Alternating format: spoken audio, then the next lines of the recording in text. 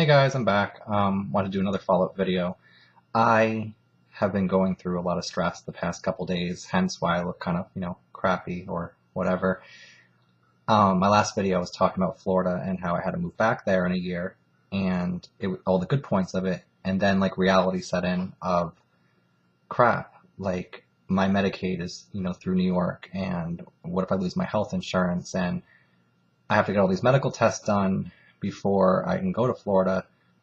And then I started thinking about, okay, the last time I drove back from Florida, it took like, instead of 2 days like normal, it took 5 days because I got so sick.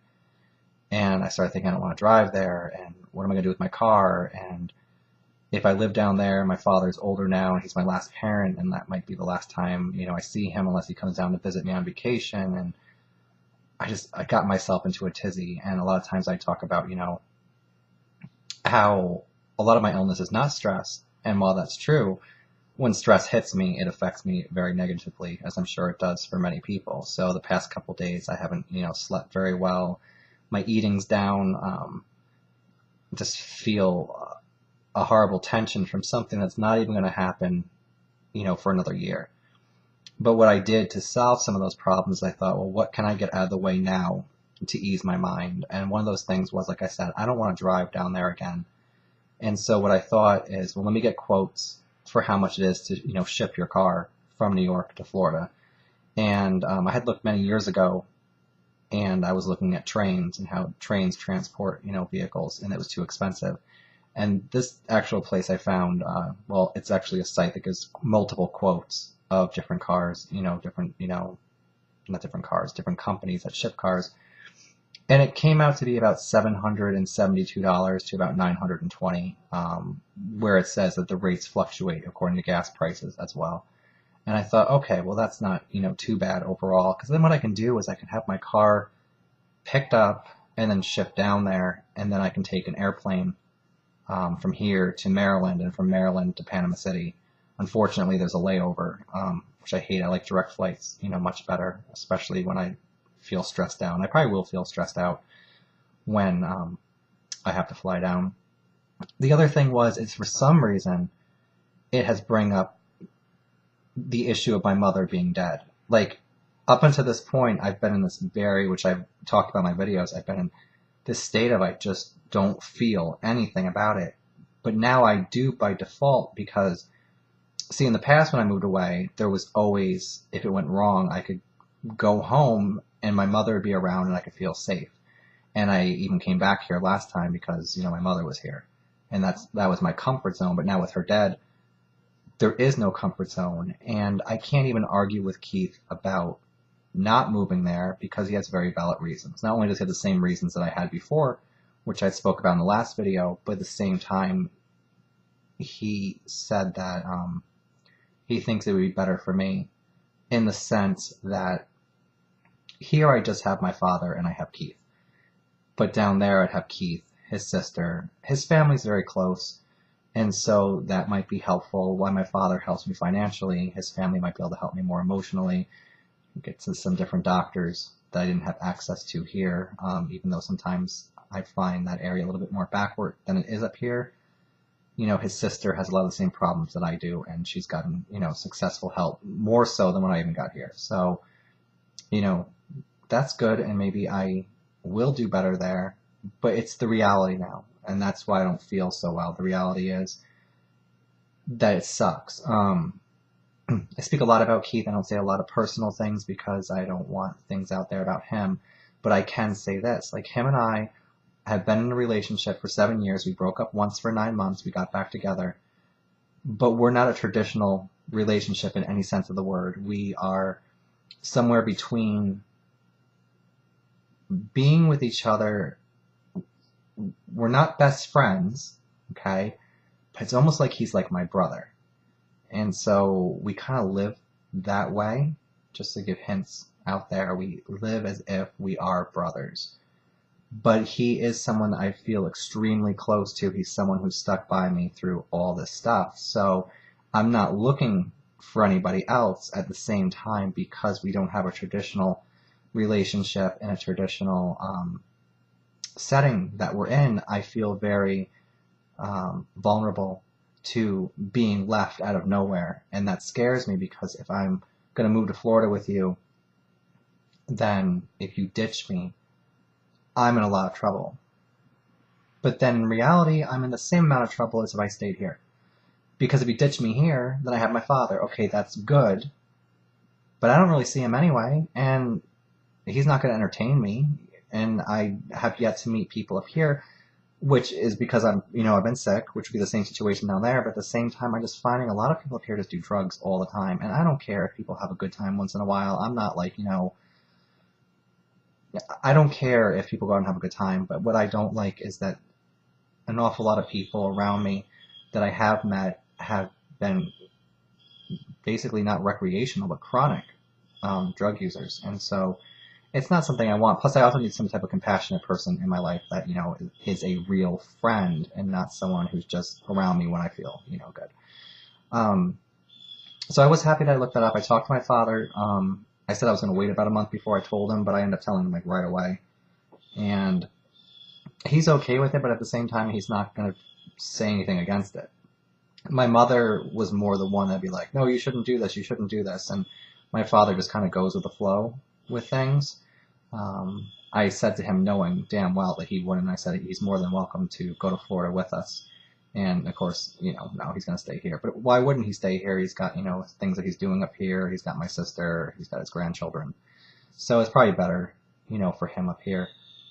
And then I got all concerned about, when he dies, I'll get that house. What am I going to do with the house? If I'm in Florida, how am I going to rent the house? And then I realized, excuse me, that there's property management companies when it comes to that, that can rent out, do credit checks, do, everything, keep an eye on the house, keep everything up to date. They just take a portion of what, rent is coming in. So that was, good in that sense.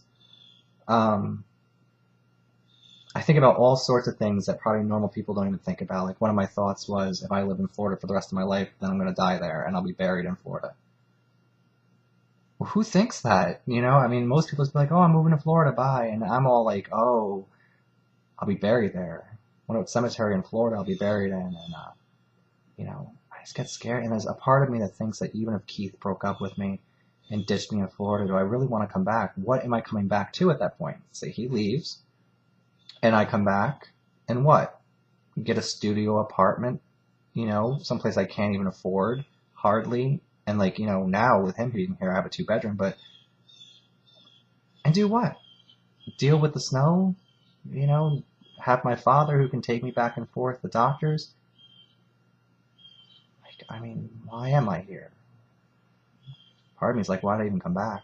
I thought that I'd come back to get help, and I didn't, and I probably should have stayed where I was, but at the same time, it's a blessing I came back because my mom ended up getting sick and I got to spend time with her before she died instead of just, being on the phone and thing. And then, I ended up having the appendectomy, which I at least had up here. That's another thing too. It's like, if that had happened in Florida, I would have had it done down there. And while I'm sure they're more than qualified to remove an appendix, I don't know. I'm going to say this because it's something that, people from the Northeast, mainly Boston and New York, New Jersey can understand. And it's a bias. And I know it's a bias because I've lived in different locations of the country, but you're very much unconsciously programmed when you live in the North that this area is safe. This is, New York. And somehow Louisiana, Mississippi, Alabama, Panhandle of Florida, those locations, quote unquote, scary. That they're not as advanced and everything, which isn't necessarily true. There's people every day that have heart attacks and heart transplants and all this stuff. Now, in some of their thinking, towards homosexuals is a problem. But at the same time, I can get that here. There's people even comment online that are from all parts of the world, and they have a problem with it. So it's not just, one location. Things have changed a lot, since the first time I even lived there. When I went down the second time, I had noticed. And I'll tell you the story. Well, a couple stories I'll tell you, then I'll let you go. The first time I lived in Panama City, I moved down there from New York. My intention was to live in Tallahassee, and it just didn't pan out. So I went 90 miles, so about 120 miles to the west. And I was with someone named Mike, and we decided to live there because he said his sister used to live in Panama City and it was by the beach. Now, I had never heard of Panama City, which is surprising because I used to watch MTV and, they used to broadcast the spring break and everything. That's where spring break takes place, or at least back then it took place more. Now it's more Key West and, places like that in Cancun, Mexico. So I get to, Panama City and, well, actually, let me backtrack and tell you why Tallahassee didn't work out. First of all, I went to a diner and people had Bibles out and they were praying, not praying, but they were reading their Bible. And that's something being from New York, I had not seen. And when I got the newspaper to call an apartment, I don't like how my eyes look today. I look really tired. I got a newspaper to call an apartment and I said to her that it was only a 1-bedroom. I said that was fine. And, just me and my friend Mike, we're going to live there. And it's the first time I ever officially experienced any type of a weird rejection. She said, no, I don't do that. But I got the hint. And I lied at that moment to cover because I felt this internal, oh no, thing. And I said, oh, well, he's my cousin. We're just, trying to, save money. And she was like, oh, okay. Oh, that's okay then. And I was like, oh, okay, well, I'll give you a call back. We'll make a time, to go see the apartment. And I just didn't call back. And that was my first real experience with some form of bias towards me, outside of what you hear anyway, outside of, people saying things or not knowing that you're even gay and, saying things that they're just joking around. I mean, sometimes people say things and they're not hateful, but they're just whatever. So I go over to Panama City and, I go there and I'm, living there for a while. And it wasn't so much of a problem getting the apartment. Like the woman who rented it didn't care, her husband didn't care, so that was good.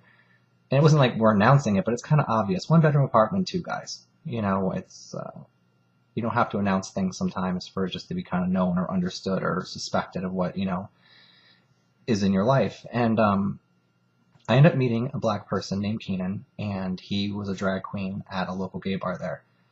And we became really good friends, which is weird for me because I've never hung out with drag queens before. It was just a cool guy, and everything. He did shows, sometimes, and I don't know what it was, but we really, really clicked. And so we're hanging out, and we go to the Walmart down there to get our haircut. Well, actually, yeah, okay, this happened first. So we go to get our haircut and everything, and there's people that have appointments, and I'm waiting, but Keenan is first. And she's folding towels and stuff, and she's putting it away, but the chairs are freeing up, and no one's calling Keenan in. And so I'm sitting there thinking, okay, but I started to really get the hint, like, they're not calling him in because he's black. And a lot of times up north, you hear racist stuff, like, the white people, and they want to always, say stuff against, white people, and they're racist and everything. And I always thought, well, that's just ridiculous because my high school was 60% black, and I can't say I don't have my own biases, as everyone does in any culture or any race. But this was just really apparent, like, that they weren't taking him in because he was black. And then they called me. And I said, oh, he's first. And then she said, no, I'll do you. And I said, no, he's first. And Keenan was like, oh, don't worry about it. And I said, no. And I actually said, he's first. And so she took him in, like, kind of reluctantly. But that was the first time I was like, wow, and everything. It's also the first time living in Florida that I ever heard the term of me being called a Yankee. They're like, oh, you're from New York, you're a Yankee. And everything, and the Civil War thing, and I had asked someone once, oh, I'm surprised Amtrak doesn't come, to Panama City, because it goes to Jacksonville, and at the time, they no longer have it. There was a train that went to Tallahassee, like, once or twice a week, and so I said, oh, I'm surprised it doesn't come here, because I'm thinking, spring break, not everyone likes to fly, and this girl, with all seriousness, said to me, the Yankees took it apart during the Civil War, the train tracks. And I was like, oh, I'm thinking, well, put them back together. What the hell? It's been like how long? But I just didn't. And then there was reenactments of the Civil War down there from the Confederate point of view. And the other thing with Keenan, where I experienced this, is we were in Winn-Dixie in Panama City, and Winn-Dixie's a supermarket, and so we're going through the aisles, and because Keenan was a drag queen and stuff like that, he had dyed. Now he wore wigs, but he also had dyed his hair blonde. He just wanted to be blonde for whatever reason, and it's not like he had big hair; he just had normal short hair that he just dyed blonde. And this guy, probably I would say about 69, 75, somewhere in that range, like we're walking through the aisles, and this guy turns to Keenan and says, "What did you do to your hair, boy?" Wow. Like, I can't even fathom saying that in New York. I mean, someone pull a gun on you and shoot you, call someone boy. I mean, in the context, it wasn't just a question, and you have to be there. It was like this absolute just racism. And it was bizarre to experience. And so I found it interesting. And I found it interesting that he tolerated it. And that it wasn't, because up here, like I said, it would not be tolerated. And so those are certain differences that occur. But I will say this. Here, let's suppose I'm at a Denny's, which is a diner. If I collapse on the floor, there might be some panic. They're going to call an ambulance. But most of the chatter is going to be about, oh, I bet he did a drug overdose, or oh, well, whatever. People just, they care, but they wouldn't care, okay? In Panama City at the Waffle House, which is equivalent to Denny's, if I collapse on the floor, no one's stepping over me. There would actually be people who helped and reassured me that I'd be okay. This is a place that you go where my parents even went, and there was a couple booths that weren't available, and so someone kindly asked, maybe we sit with you and have our lunch. And my mom was like, thought it was weird, but she was like, yeah, okay. And they had like the best conversation about their church and about, their family and who they were visiting down there. And it was just, it's a kinder atmosphere, but it's a trade-off because you get that kindness, but there's an awful lot of bias that still goes on against things. And being gay, it scares me because Florida is also the state that a couple years ago there was a woman who was, I believe she was legally married in a different state, and she had paperwork that gave her power of attorney over certain things, and her partner ended up in intensive care, and the hospital in Florida, this is not in Panama City, just somewhere else in Florida, would not let her partner see her in intensive care, even though she not only had the marriage, which Florida doesn't recognize, so that's fine, but she had the legal paperwork for it. And she didn't get to see her partner, and her partner died alone in intensive care. That scares me. And there was a lawsuit afterwards, and I don't know whatever became of that because I didn't follow the story. But things like that frighten me. I don't want to, while I am different, and there's many, many people that think that it's a choice, that I somehow chose to be gay. Well, when did you choose to be straight? It's just something that is. And I'm not one of those people, I don't even like the people that do it. I understand, like, I don't shove everything down people's throats with my lifestyle. I don't wake up in the morning and think, oh, I'm a homosexual. I'm just a person. I'm just Brian. I just do my thing. But the thing is, it's scary because I am more reserved and I don't say certain things. I let people believe certain things. Like, for example, I went to a dentist in Florida, which I told you before, which became disastrous. That was my first problem with benzodiazepines. But the receptionist there was like, oh, talking about Keith, you guys look just like brothers. Are you brothers? And I just said yes. It's easier. Believe that. Believe that we're brothers. That's okay. That's fine. I'm not one of those people. It's like, you have to know everything. But the problem is where some people complain about gay people. It's like, oh, why do they have to tell us? Why do they have to tell us? Well, because if you don't tell somebody, eventually they don't shut up. It's going to be, oh, why aren't you married? Why aren't you married yet? Oh, I bet you meet a nice girl soon. You'll be married soon. You can let it go for so long and not say anything. And some people never get the hint, so you just kind of tell them. And they're either, oh, okay, or they're like horribly offended. And it's like, well, you kept riding me on it. Like, everything. And not only that, the other thing is people go to work and they have pictures of their wives, their kids, and everything like that. So gay people go to work and they don't, because sometimes they just want to fit in. They don't want everyone to know their business.